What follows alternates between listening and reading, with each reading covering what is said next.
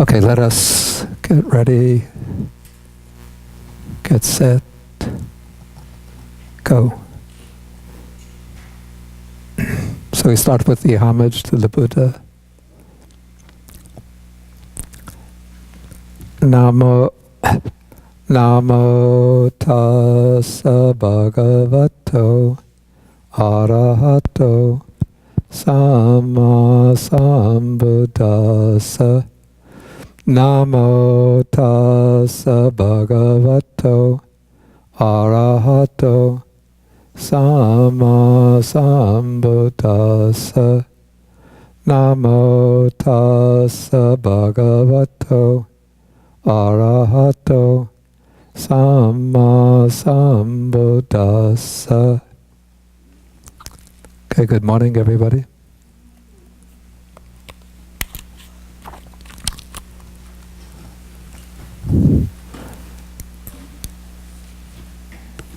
Okay, so today we will be taking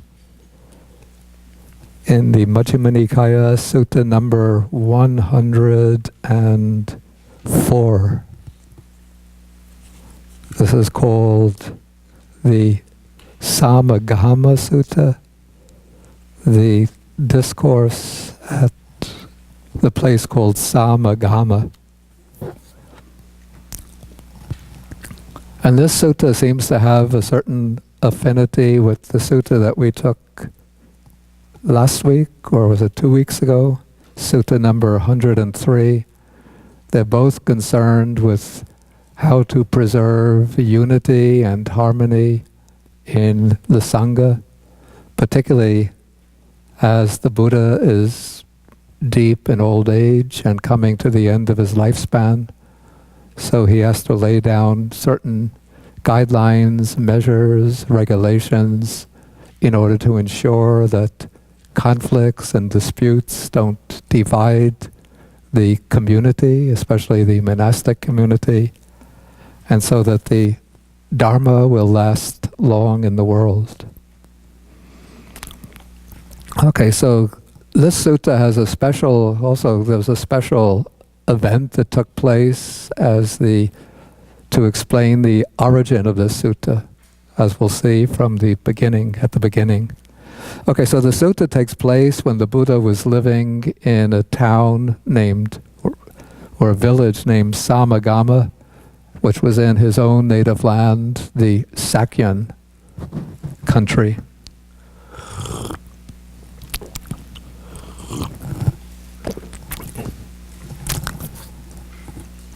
And the event that inspired the sutta was the passing away of the leader of the Jains, who's in the Buddha's text called Niganthanataputta, but who is known to his own followers as Mahavira, the great hero, or as the Jaina, the victor or the conqueror.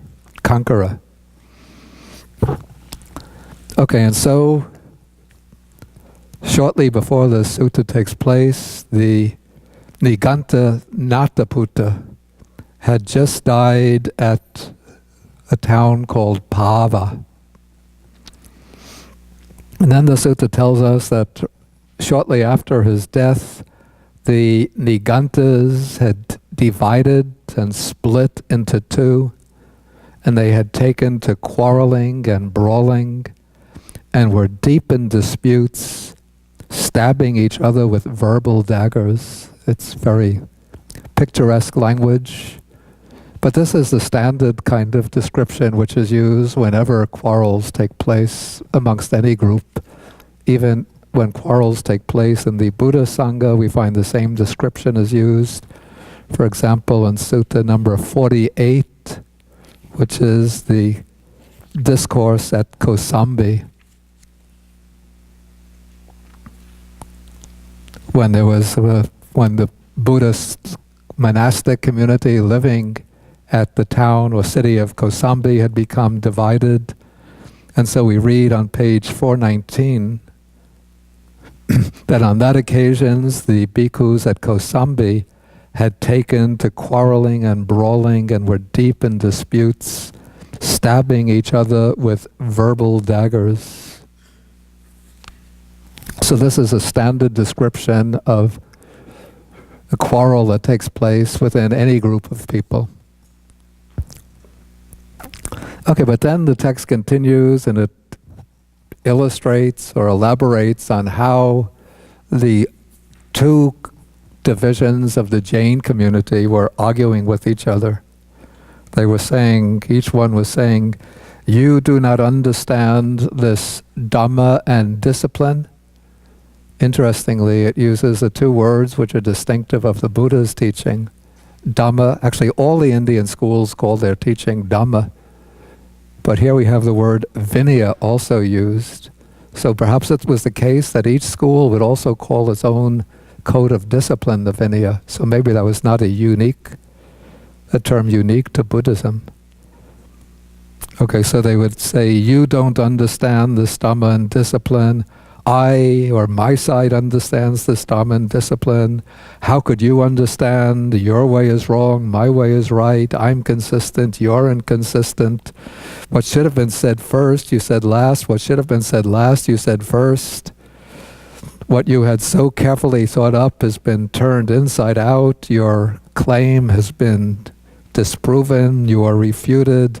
Go and learn better, or disentangle yourself if you can.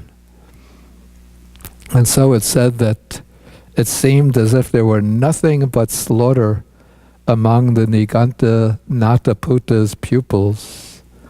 And then his white-robed lay disciples had become disgusted, dismayed, and disappointed with Nataputa's monastic pupils, as they were with his badly proclaimed and badly expounded Dhamma and discipline, which was unemancipating, not conducive to peace, expounded by one not fully enlightened, and which was now with its shrine broken.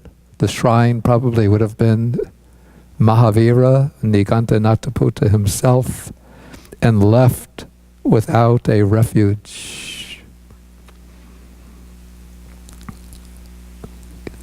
You know, when we read about this description of the conflict, quarrels, disputes taking place amongst the Jains, again, I have to make a disclaimer. I'm not a Jain agent in disguise who spent some 35 years, actually now it's 40 years as a Buddhist monk, so that in my 40th year of monastic life I could come out and come to the defense of the Jains. But we do have to remember that this is a description coming from the Buddhists, and the Buddhists and the Jains were rival communities in the same part of India. You know, the northeast states, Magadha, Kosala, Kosambi.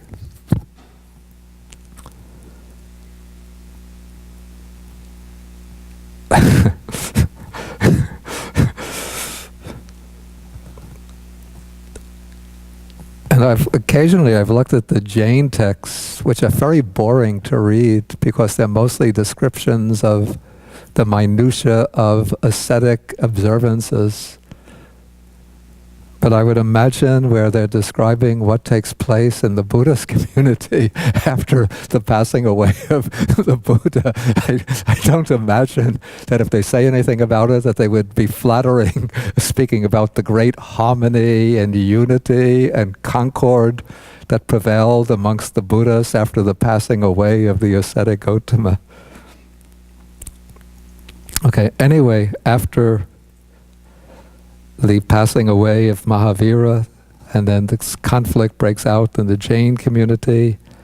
Then there's a novice by the name of Chunda, who is said to have been the younger, I think probably the youngest brother of Sariputta.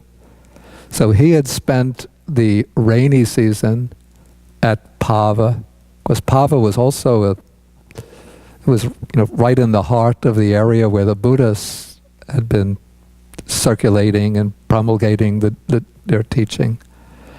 And so Chunda would have spent, according to the text, he had spent the rains retreat at Pava, and so he would have gotten a first-hand account of the passing away of Mahavira. And so after the rains retreat, then he probably comes back to comes to Samagama in order to, again, to meet with the Buddha. And so first he comes to Venerable Ananda, because Venerable Ananda, of course, is the Buddha's personal attendant. And so in order to present some news to the Buddha, it's like Ananda is like the secretary, so you don't go immediately into the boss's office, but first you have to pass through the secretary. And so Chunda comes to Ananda and pays homage to him, and then reports to him what has taken place with the Jains. And then Ananda says to the novice Chunda that this is, important news which should be told to the Buddha himself. And so they decide to go to the Buddha and to report it to him.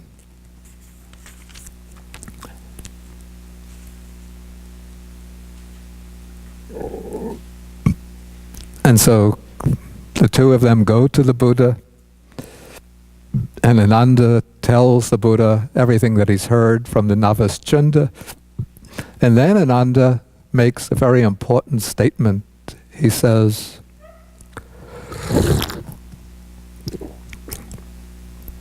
"When I heard this, the thought occurred to me, let no dispute arise in the Sangha when the Blessed One has gone, when the Blessed One has passed away.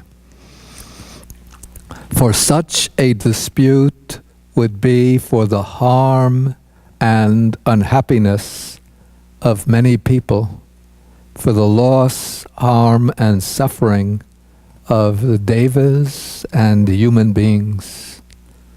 So if there's a dispute in the Sangha, a big quarrel or conflict in the Sangha, it would be not only for the harm and loss of human beings, but also of the devas or deities.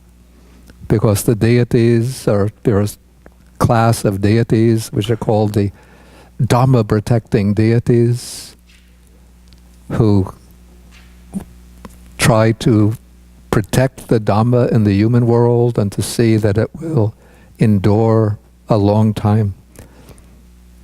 And the deities delight when there's harmony and concord amongst the Buddhists and the human world. And if there was to be a dispute, a conflict, a schism in the Sangha, then even the devas would become miserable and upset. Okay, so now the Buddha, when he hears this, he's going to emphasize what is important to ensure that the Dharma will last long in the world. So he says to Ananda, "These things that I have taught you on the basis of my own direct knowledge, that is, the 4 foundations of mindfulness, the 4 right efforts, or 4 right kinds of striving, the 4 bases for spiritual power, the 5 faculties, the 5 powers, the 7 enlightenment factors, the Noble Eightfold Path. Do you see even 2 monks who are making different claims, different explanations, different interpretations of these things?" Okay, so these are the teachings that the Buddha is emphasizing as the basis for unity and harmony in the Sangha. And the Buddha here, he doesn't elaborate upon them, he just mentions the main headings. But I'm sure that there are people here who could help us to understand them. Aren't there? 4 foundations of mindfulness.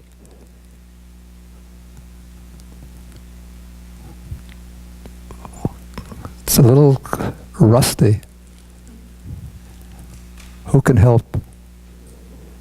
Michael?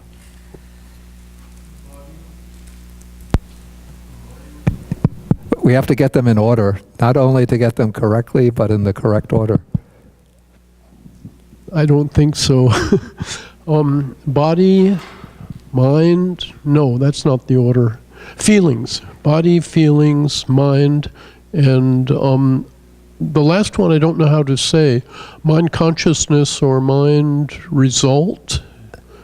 Sometimes they translate as mental objects, Yeah. but I don't think that's so good. It's almost hard, it's very hard to translate. We just call it dhammas, mindfulness of dhammas.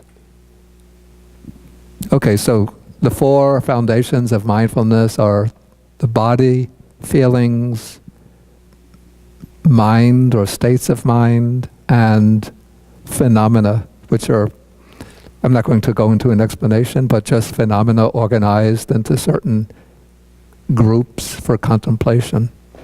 The four right efforts.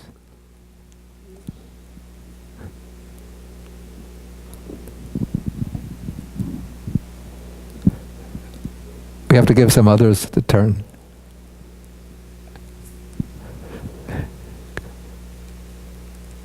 Come.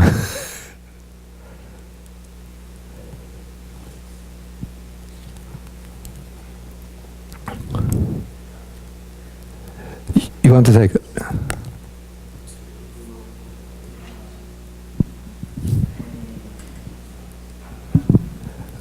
You take the microphone. Any unwholesome states of mind that arise, you like put to the side. Have to get the right order. I'm not sure the right order. Is the first one wrong? A wrong order? It's a correct item, but it's not Wrong the first order. one. Okay. Any wholesome mindsets? No, the wholesome never comes before the unwholesome. Okay. Any unwholesome mindsets that has not yet arisen, you keep away. Or you Okay, so you prevent suppress. the arising of unarisen, unwholesome states. Right.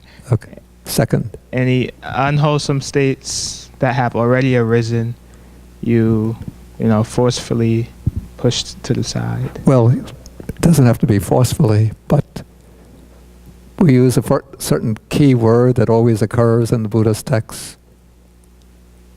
Starts with an A, followed by a B, followed by an A. I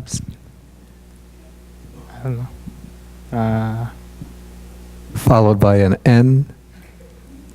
Abstain? What? No. A, B, A, N.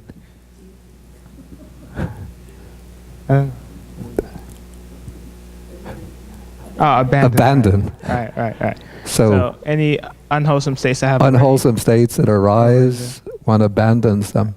Third. any wholesome states that has not yet arisen, you provoke. Yeah. Or you arouse. Arouse, yeah. And any to arouse unarisen, wholesome mental states. And then the fourth one. any unwholesome states that has Any what? any wholesome states that has not yet arisen. Any unwholesome states that has already arisen, we encourage. Okay, let's say stabilize. Stabilize. So wholesome states that have already arisen, one stabilizes, strengthens them, develops them, and fulfills them. Okay, so those are the four right efforts, the four bases for spiritual power.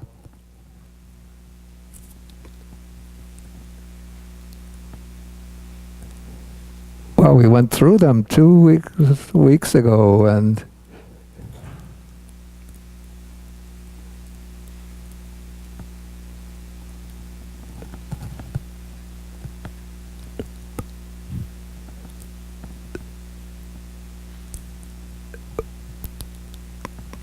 come, please help me.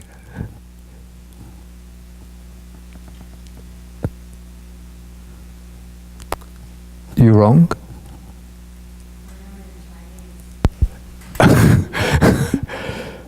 And then Bohui will translate. Okay. No, you should be able to translate in your mind in English. Okay. 欲勤心思维. 欲 is desire. Okay.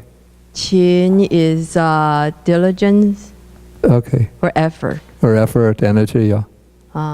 Or energy, right? 心 is the mind. Yeah. 思维, I guess, is contemplation. Usually we render that as investigation. Investigation. Yeah. Okay, so the four bases for spiritual power are desire. This is the wholesome desire. Then energy or vigor. Third is the mind, using the purity or concentration of the mind. And then investigation or inquiry. Okay, now the 5 spiritual faculties. Now you guys have to be preserving the Buddha's teachings, so you have to, without any quarrels or conflicts, you have to know these.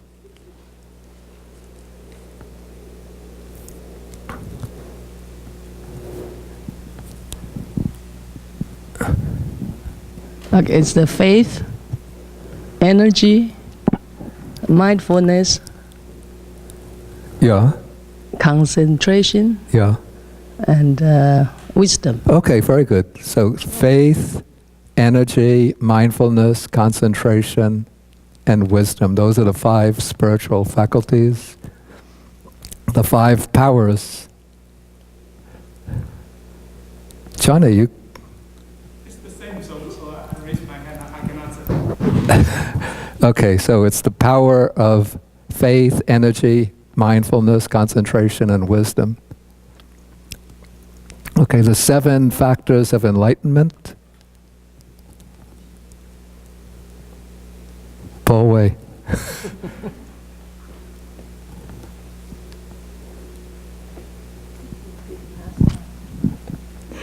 The enlightenment factor of mindfulness, of investigation of the Dharma, of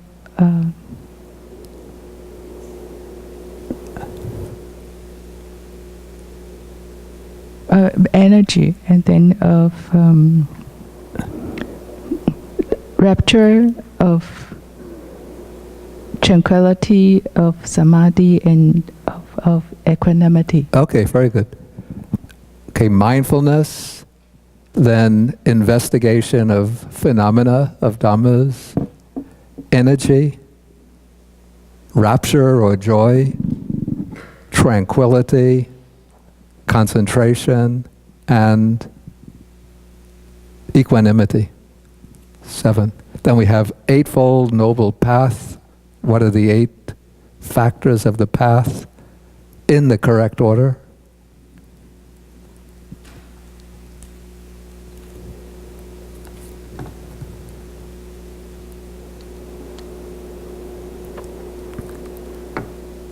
Barbara, you want to try? No? Wow, you guys have... I know that Oswald, you know because you got it last 2 weeks ago. But we have to get some of the others. Vivian, you want to try?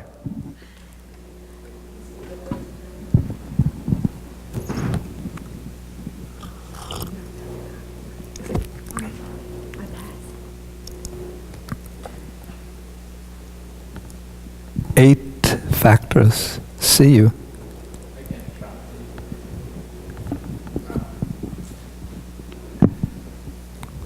I might get the order wrong.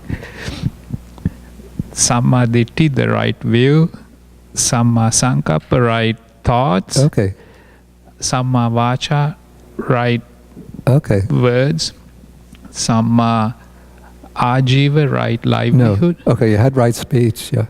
Right speech. Samma Kammanta, right effort. No, you have the Pali right, but not the English. Right things you do. What do we call the things you do? Simple term. Action, right action. Samaja, right livelihood. Sati, right. Right effort, samma vayama. Right. Samma sati, right mindfulness. Yeah. Samma samadhi, right concentration. Okay, right concentration. Okay, so you got it correctly. So it's right view, right thought or right intention, right speech, right action, right livelihood, right effort, right mindfulness, right concentration. Okay, next week there'll be a test.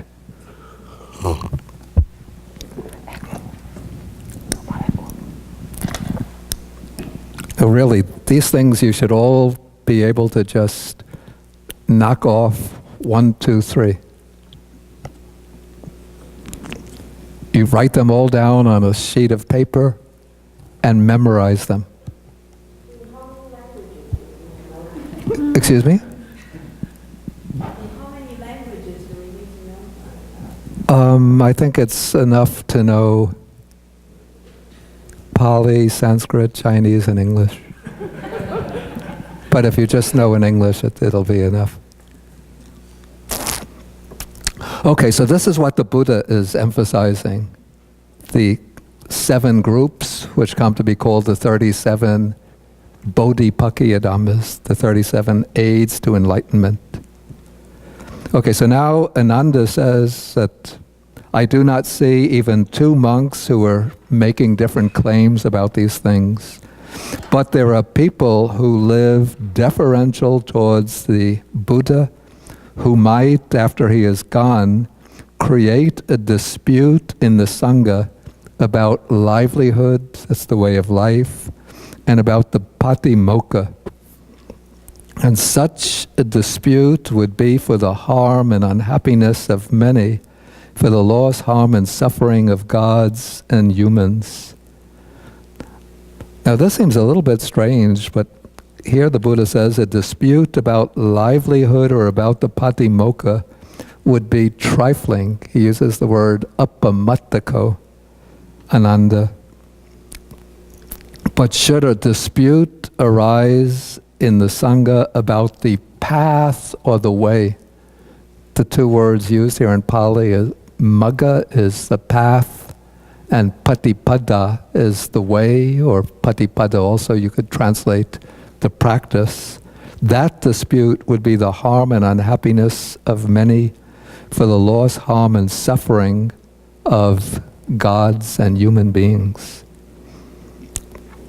I say that when it's said that the dispute about livelihood or about the patimokkha is trifling, that seems strange, because elsewhere there's a passage where it's actually at the beginning of the Vinaya Pitaka, where Venerable Sariputta comes to the Buddha and he asks him, what is the reason why the sasana, the teaching of some Buddhas in the past, lasted a long time, but the teaching of other Buddhas was short-lived and came to an end soon after their passing away. And then the Buddha answers that the reason why the teaching of some Buddhas lasted a long time was because those Buddhas gave many teachings to their disciples, gave many discourses, and laid down the patimokkha, the rules of discipline. Whereas some of the other Buddhas would just give teachings on the spot to their disciples, just according to circumstance. And so they didn't give very many elaborate teachings, and they didn't lay down the rules of discipline. And then in this passage, the Buddha compares the patimokkha, or code of discipline, to a thread, a string, which is used to hold flowers together. So if you have a string and you tie the flowers onto the string and you make a garland, then the flowers will stay together for a long time until they wither. But if you just have the flowers heaped up without the string to hold them together, then when the wind blows, the flowers get scattered. And so in this passage, the Buddha says that the code of discipline, the patimokkha, the training rules, that is like the thread that holds the flowers together. That is what preserves the teaching for a long time. And someone would think, certainly, that at least the primary rules would be, in fact, this is maybe the way to interpret this passage, is that the primary rules would be the ones that are essential for preserving the teaching. But there could be other rules which the Buddha called kudakanu kudaka.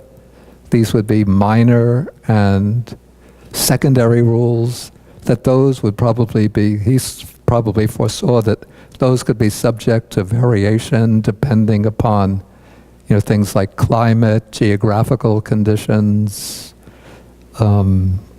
cultures of the people amongst whom Buddhism takes root, and so on.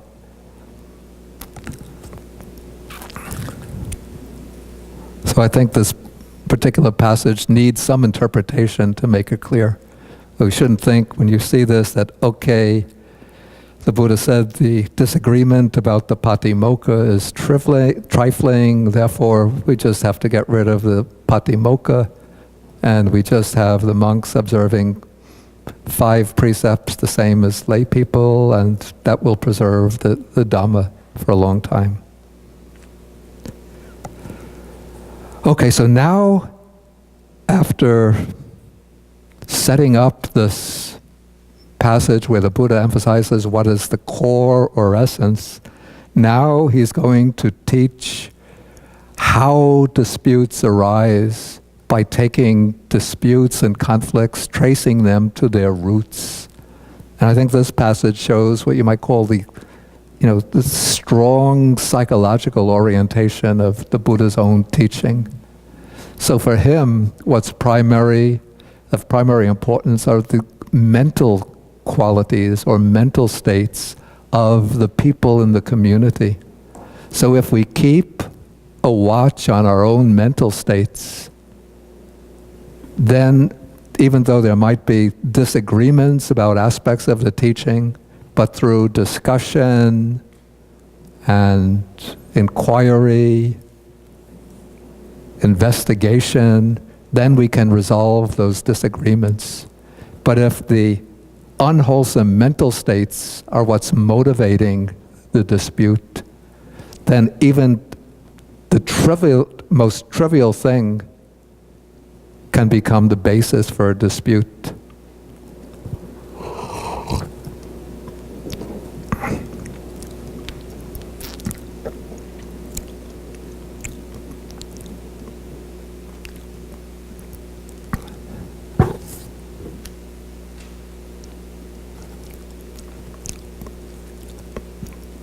Okay, so here the Buddha is now speaking about what's called the 6 roots of disputes. But actually, if you look at them, they actually turn out to be more than 6, but a few of the qualities which are similar are grouped together into pairs. So he says, first, a monk is angry and resentful. So when a monk is angry and resentful, then he becomes disrespectful and undeferential towards the Buddha, Dharma, and Sangha, and he does not fulfill the training. And then it's such a monk as that who creates a dispute in the Sangha, which would be for the harm and unhappiness of many, and so on. Okay, so first, you could see how systematically the Buddha is going to treat this. First, the Buddha points out what is the root of dispute. in this case, anger and resentment. Then he shows the consequence that it leads to a dispute and it brings about the harm and unhappiness of many. And then he points out what to do about it. So if you see any such root of dispute, either in yourself, well, first in yourself, then you should strive to abandon that evil root of dispute in yourself. And then if you see that evil dispute, evil root of dispute externally, that is, if you see others who are in the grip of anger and resentment, then also you have to take action to eliminate it. Of course, you can't just do it through your own inner psychological effort, but if there's somebody else who's angry and resentful, then you have to speak to them and try to find out why they're angry and resentful, and try to help them to overcome anger and resentment. In that way, you preserve the harmony of the group. Okay, but if you don't see any such root of dispute, either in yourself or externally, then you should practice in such a way that that evil root does not arise in the future.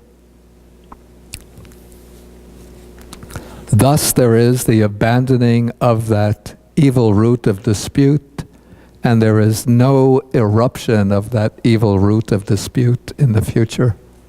You see, so many aspects, just a very short statement, but so many aspects in oneself, externally. Abandon it if you see it. If you don't see it, practice in such a way that it doesn't arise in the future. Okay, then the Buddha goes, so that's just the first root of dispute. The second is being contemptuous, that is sort of looking down at others and treating them arrogantly. And then its counterpart is being insolent, insulting others, speaking about them in derogatory, denigrating ways. Then envy, when others are successful or have good qualities, then one becomes envious of them. And because one doesn't like others to have good qualities, then sometimes one might smear them, malign them, speak bad about them to others, try to create discomfort for them. And then avarice, I think that's not such a good translation. Better to translate miserliness. This is when one acquires things, then one doesn't want to share them with others. So, there are some monks that get a lot of robes, and then they just store the robes, but even if they see that other monks don't have good robes, the robes are worn out, they're afraid to give one of their extra robes to others. Or if they have some good lay supporters, then they try to keep the lay supporters to themselves. They don't want to introduce them to other monks, afraid that the lay people will start to support other monks and then their support will drop off. Okay, so this is kinds of miserliness. And also the most important kind of miserliness that the Buddha mentions elsewhere, not here, is miserliness with the Dharma. That is, a monk who has learned a lot of Dharma doesn't want to share it with others because he likes to be well known as, a learned, erudite monk, a great preacher, scholar, and so he doesn't want to teach others because he's afraid that they will get a lot of knowledge and then they will shine. Okay, so this is miserliness, then fraudulence, that is doing things which are wrong but trying to cover them up, conceal them, and deceitfulness, which means trying to display oneself, to show oneself as having virtues that one doesn't have. So, a monk might not be, very well developed, but when he comes into a group, particularly a group of wealthy lay people, he'll come walking.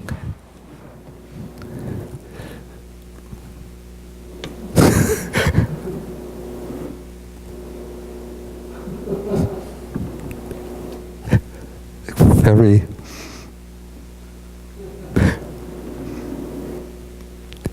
like he's mindful of every step. Then you makes it seem like he's pausing before sitting.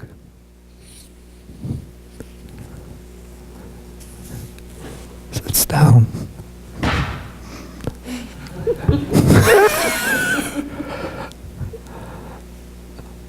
They're gone. Get out my cigars. Light up.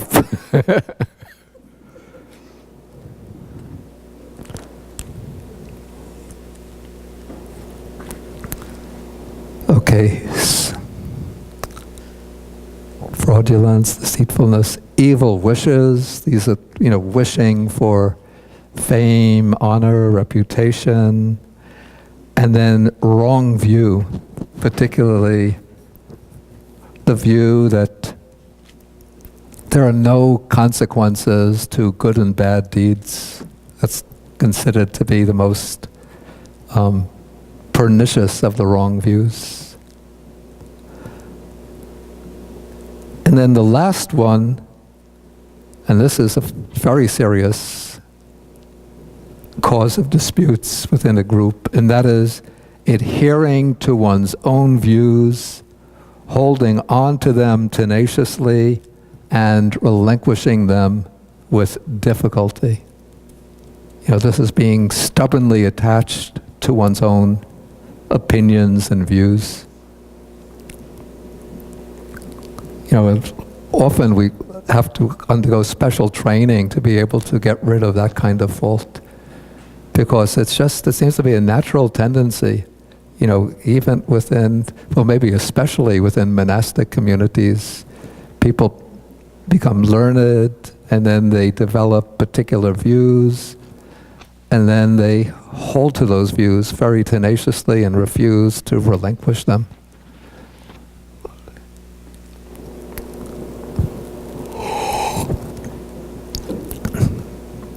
Like the view that space is an unconditioned dharma, or that there's such a thing as non-deliberative cessation.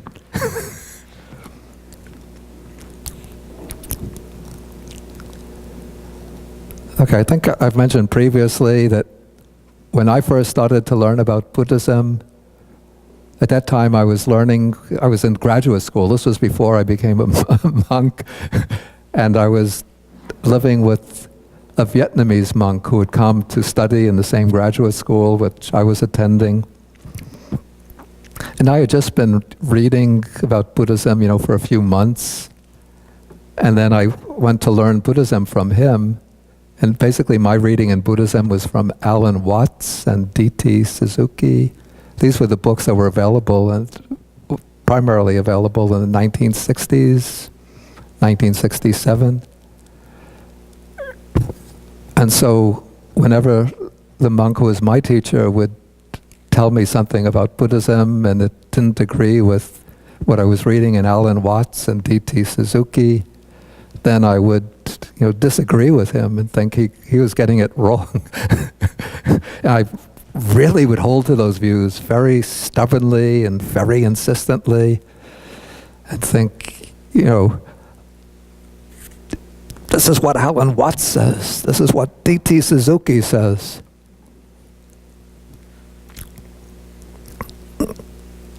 And he would be looking in, these thick volumes, since he was Vietnamese, like he was reading in the classical Chinese, and say, well, this is what the Dig Agama says. This is what the Majjhima Agama says. But I would still say, they have it wrong. I'm right.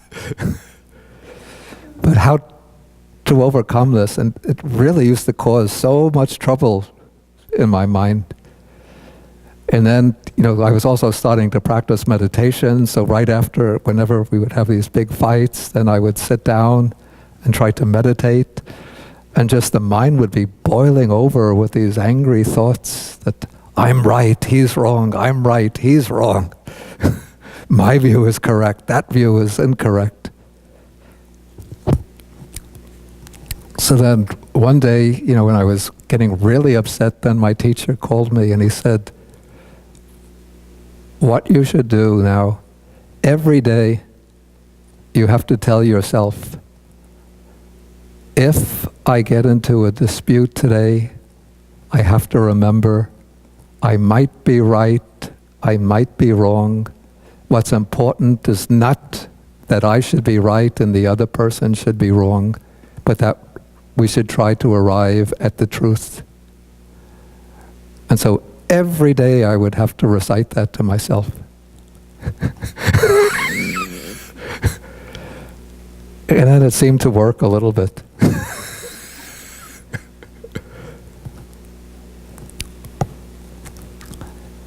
Okay, so the rest of the paragraph just repeats the same thing. Same method applies to each of these roots of dispute. Okay, before we go into the next section, maybe I should pause and ask whether there's any questions on anything covered so far, or comments.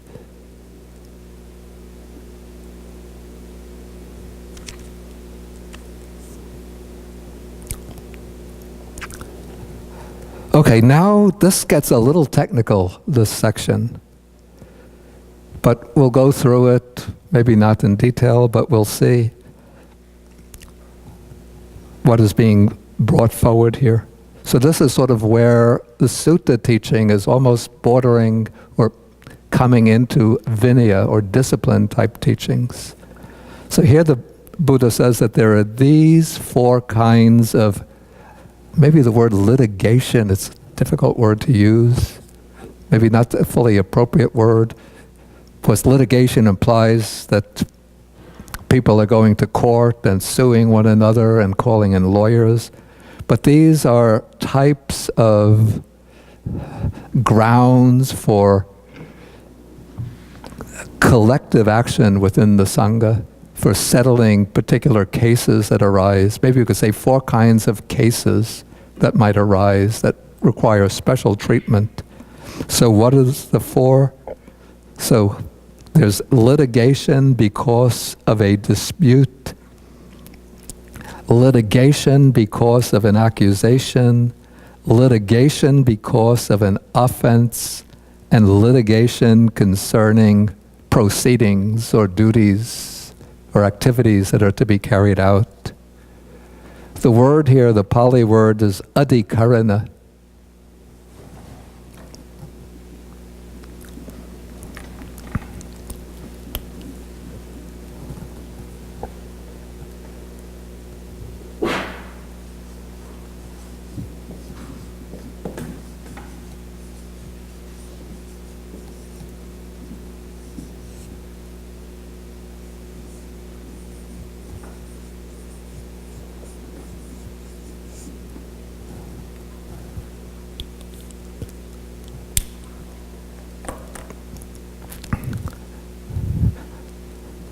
So the four kinds of cases that arise are, the word is adhikarana. From the word karana means action, and adhi gives it the sense of a basis for something that has to take place on top of that action. And then there's another word which is used in connection with these cases that arise, and this is the word samatha, which it's the same word that we use in relation to meditation when we speak about samatha meditation. But here it doesn't mean quieting down the mind and making the mind concentrated. But here, samatha means bringing peace or settling the particular case that has arisen.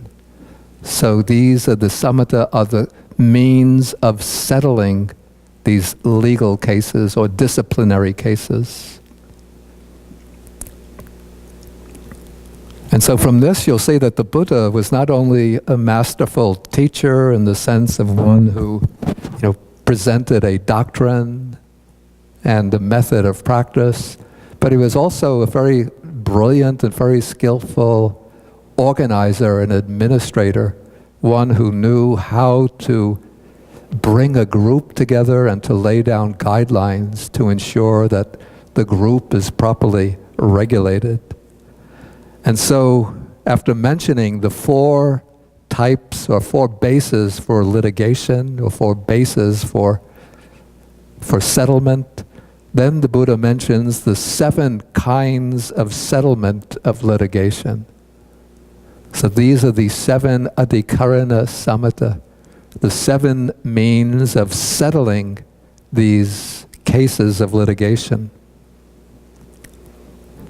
And first he just enumerates them, and then we'll just go through the list and then see how they're applied. There is the removal of litigation by confrontation.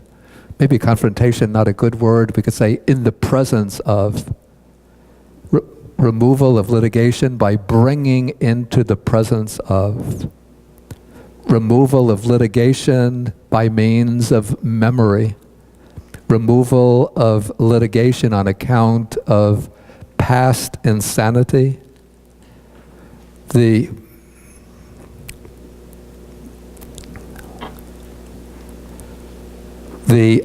acknowledgement of an offense, the opinion of the majority, the pronouncement of bad character against someone, and then the 7th is called covering over with grass. Okay, so we have the first kind of case that can arise, the first basis for litigation, and that is a dispute. Okay, so here we have a case where the monks are disputing. One group is saying, this is the Dhamma. Another group is saying, that's not the Dhamma. One group is saying, this is discipline. The other group is saying, that's not the correct discipline. And so there's a dispute, a conflict between these 2 parties. And so now the Buddha is going to explain how to settle this case by means of, here it's translated confrontation, but better rendered by bringing into the presence of. So what the Buddha says is that here, all of those monks who are in dispute should all meet together in concord. It doesn't mean that immediately the dispute is solved, resolved, but they're going to stop quarreling and sit down together, determined to resolve the dispute. So then, when they have met together, what is called here now the guideline of the Dhamma should be drawn out. The word used is Dhamma neti.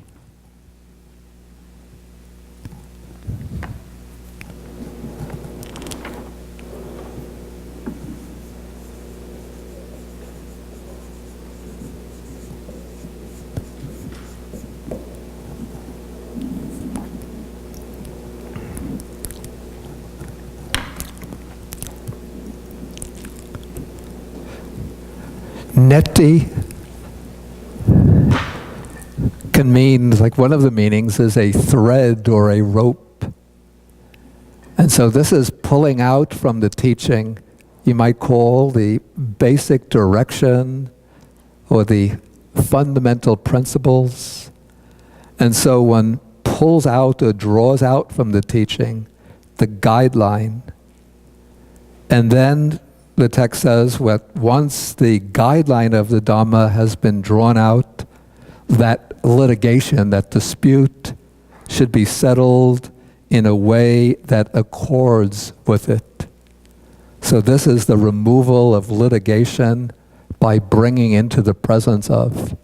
And the commentary says, you bring into the presence of because the monks who are disputing are coming into the presence of one another, and they're also coming into the presence of the Dhamma, trying to settle the dispute by examining the Dhamma. You know, it seems that there could still be differences in interpretation, so that the settlement of the dispute is not guaranteed. But assuming that the monks want to live together peacefully and harmoniously, and that their purpose in becoming monks is not to win debates, but to practice in a way for liberation. So then when they meet together in concord, then they will investigate the teachings, perhaps bringing in a monk or some monks who are very learned and knowledgeable, and seeking their views of the teaching, asking them for advice, for guidance in how to interpret the teaching. Okay, so the second means of settling a dispute, we're still dealing with disputes, and this is the opinion of majority. So if the monks can't settle the dispute in their own dwelling place, if there's just a few monks, then they should go to another dwelling place where there's a greater number of monks.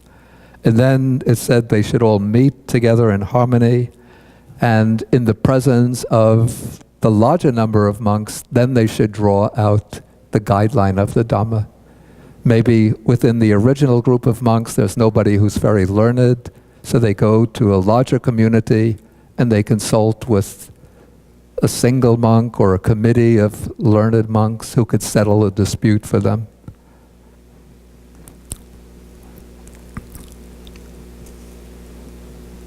Actually, the detailed explanation says that, if they still can't settle it, then they have to abide, they have to, find out what is the opinion of the majority, and then abide by the view of the majority. And so in this way, there comes to be the settlement of this dispute by the opinion of the majority. Okay, so these are two ways of settling a dispute.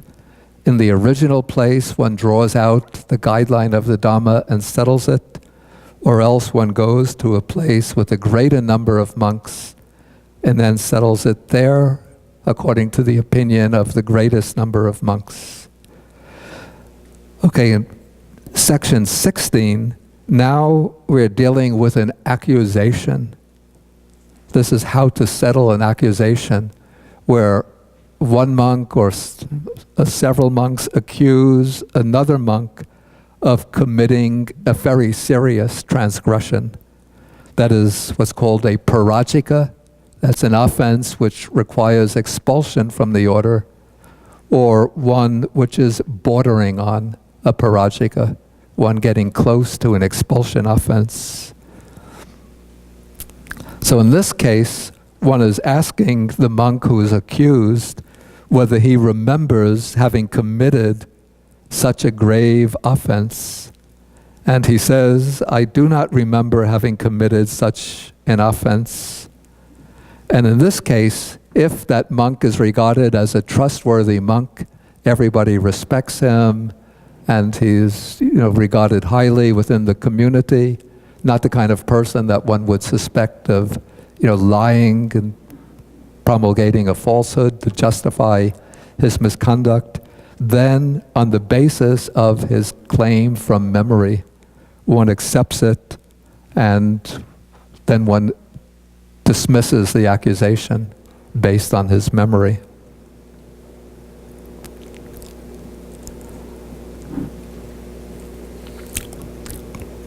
The next case deals with what is called the removal of litigation on account of past insanity.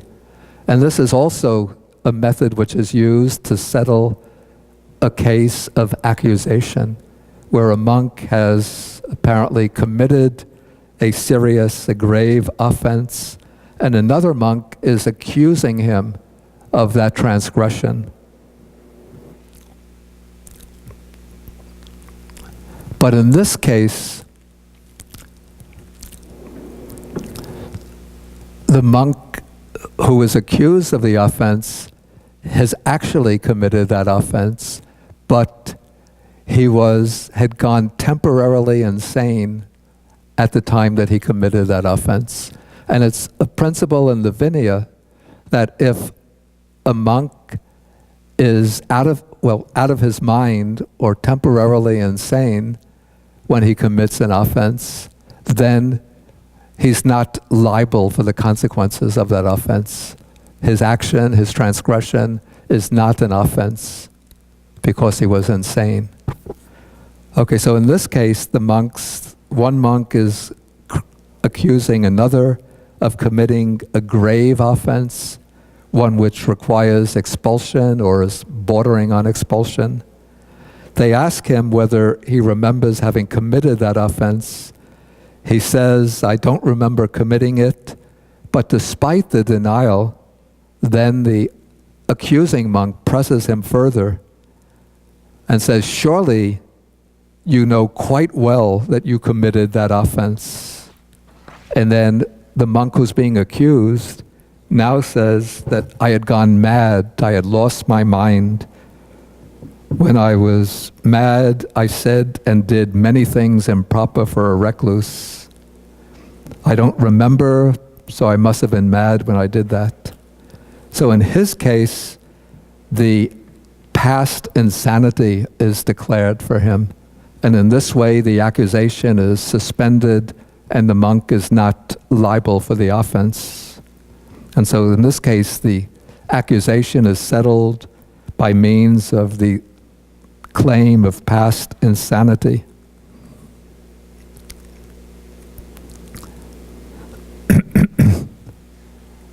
Okay, now we come to section 18, and this is the method to be used when a monk commits a transgression and he remembers the transgression and he wants to clear himself of it.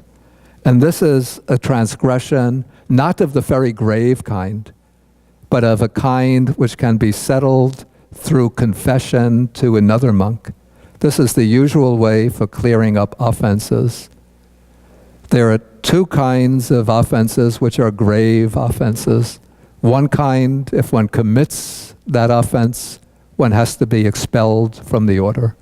This is the four grave or expulsion offenses: engaging in sexual intercourse, stealing something of such value that one can be imprisoned or otherwise legally punished for it,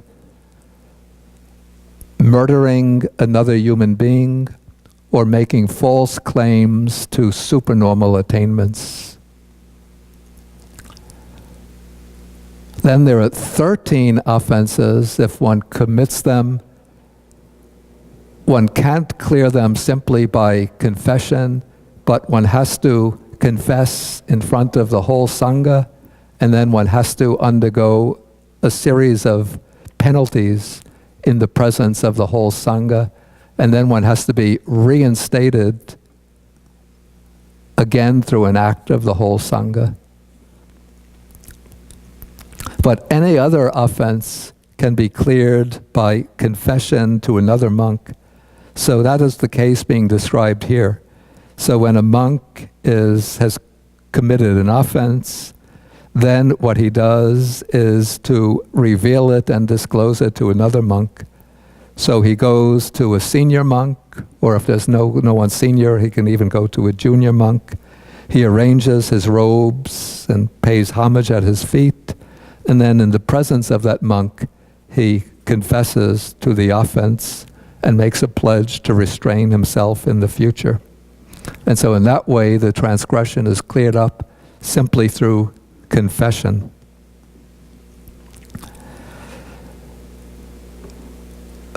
Okay, paragraph 19, and this is called the pronouncement of bad character against someone. And I'm not going to go through this in detail, but this is the procedure that's used when a monk is accused of a serious offense. He refuses to acknowledge it, but the other monks know that that monk has committed that offense. And so they keep on questioning him.